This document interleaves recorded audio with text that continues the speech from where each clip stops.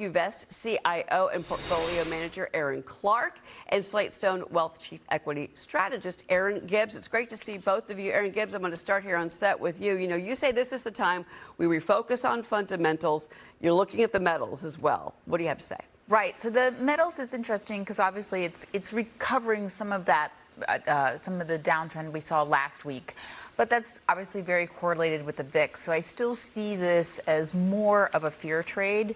For us, when you look at how gold is playing with the rest of the economy and other metals like copper and silver, it does look a little overextended.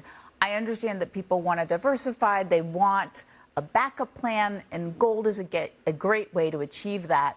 But I feel like it really has been overplayed, particularly when we look at the economic backdrop for the U.S. The numbers are still looking pretty good. We had some really good ISM numbers yesterday. We had some good inflation numbers for pricing.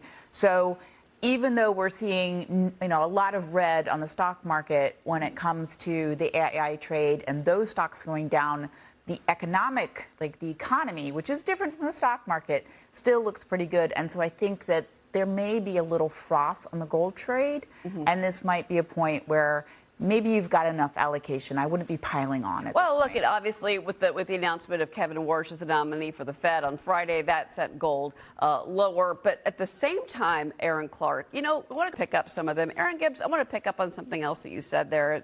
Just kind of about the headline-driven market that we have right now. I mentioned Kevin Warsh and how that affected the gold and the silver trades, this past Friday. But when you say look behind the headlines, go past the headlines, what should the focus then be? You mentioned the economy, you mentioned fundamentals, but dig deeper into that a little bit. Sure. So one of the things that we're really exploring and we really want the investor to understand right now is when we're looking at the strength of the economy, also the benefit from some of the tax cuts, which will flow through to increased capital spending for companies, that really sets us up for a very healthy and profitable 2026.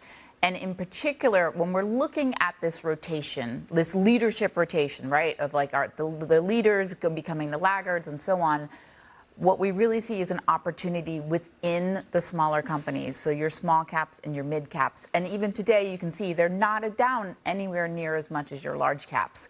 So there's just less risk when it comes to downside days when we have days like this, but there's a lot more upside potential. And finally, after 3 years, on the fundamental side, we're seeing higher forecasted growth for small caps than large caps, which we haven't seen for the past 3 years, largely because of this AI trade. There's been more productivity on the large cap side, but now we're seeing that filter down, and we're finally seeing, upward teens, close to 20% of expected EPS growth within the smaller companies and not within the larger companies. And so I think that's a real opportunity to take a look. If you're underweighted in those areas, that's something that's like a nice safe bet. That's interesting. Okay, Erica, finally.